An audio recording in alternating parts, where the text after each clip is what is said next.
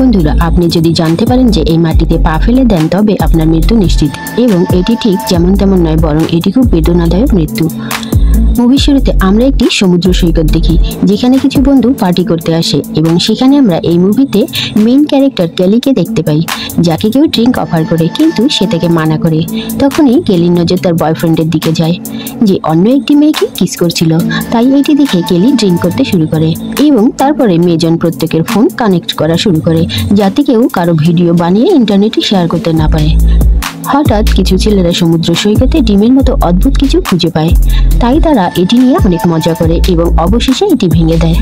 তারপর পরের দিন যখন কেলি ঘুম থেকে ওঠে তখন সে অদ্ভুত কিছু লক্ষ্য করে, কারণ আগামীকাল যখন এই লোকেরা এখানে এসেছিল তখন সেখানে অনেক লোক ছিল, কিন্তু কিছু লোক ছাড়া সবাই এখান থেকে চলে গেছে।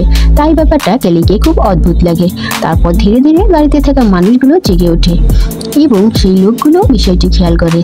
তারপর সবাই টেবিলে পড়ে থাকা মার্সার দিকে তাকায়, যা সম্পূর্ণ নেট অবস্থায় ছিল, এবং সে বমি করতে শুরু করে।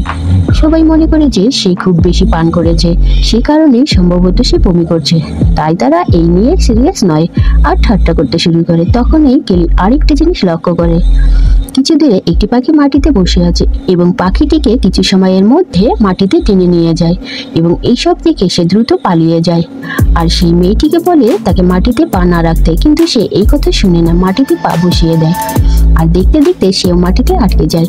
তাই তাদের সকলেই বুঝতে পারছিল না যে কি ঘটছে। তারপর মার্সা ব্যথার কারণে চিৎকার শুরু করে। তারপর তার এই অবস্থা দেখে একটি ছেলে গাড়ি থেকে নেমে দৌড় দেয়। কিছু দূর যাওয়ার পর সেও মাটিতে পড়ে যায় এবং তারপর নিচ থেকে গাছের শিকড়ের মতো কিছু বের হয়ে তাকে ধীরে ধীরে মাটির নিচে টেনে নেয়, এবং এখানেও তার খুব বেদনাদায়ক মৃত্যু ঘটে। এসব দেখে তারা পুরোপুরি শকড হয়ে যায়। তখনই ম্যাচ তাদের শান্ত করে এবং বলে যে দেখো, কাল রাতে যখন আমরা এখানে এসেছিলাম এখানে অনেক লোকজন ছিল, কিন্তু এখন আমরা খুবই কম লোক আছি, যার মানে যাদের আমরা পরে দেখিনি তারা সবাই মারা গেছে।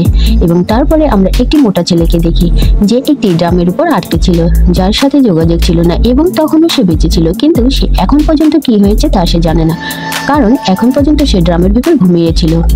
তারপর জেগে ওঠার পর সে সবাইকে বলে তাকে এখান থেকে বের করে আনতে, কিন্তু সবাই মানা করে এবং এখন পর্যন্ত ঘটে যাওয়া পুরো ঘটনা তাকে জানায়, কিন্তু সে বিশ্বাসই করে না। সে মনে করে যে তারা তাকে ঠাট্টা করছে, এবং কিছুক্ষণ পর সে এই সব কিছু বিশ্বাস করতে শুরু করে। আর তারপরে গত রাতে তারা যে ডিম পেয়েছিল তার দিকে তাদের চোখ পড়ে, এবং তারা মনে করে যে হয়তো এর মধ্যে বসবাসকারী প্রাণীটিও পানিতে চলে গেছে এবং সম্ভবত সেই তাদের সবাইকে হত্যা করছে। তাই এই জিনিসটি পরীক্ষা করার জন্য কেলি ভিতর থেকে কিছু হটডগ নিয়ে এসে মাটিতে ফেলে দিতে শুরু করে, এবং এর থেকে তারা জানতে পারে যে এই অদ্ভুত জিনিস চারদিক থেকে তাদেরকে ঘিরে রেখেছে। তাই অনেক সময় পার হয়েছে আর তারা সকাল থেকে কিছুই খায়নি। তখনই তারা প্ল্যান করে টেবিল দিয়ে খাবার রাখা জায়গায় পৌঁছতে যাওয়া যায় কিনা।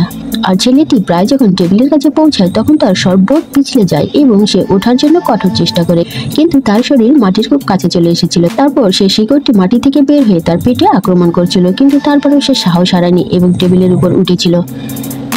এবং তারপর যখন সে খেতে শুরু করেছিল তখন সে বমি করে ফেলছিল। সে তার পেটের দিকে তাকালো, তার পেটে অনেক ছিদ্র দেখতে পায়।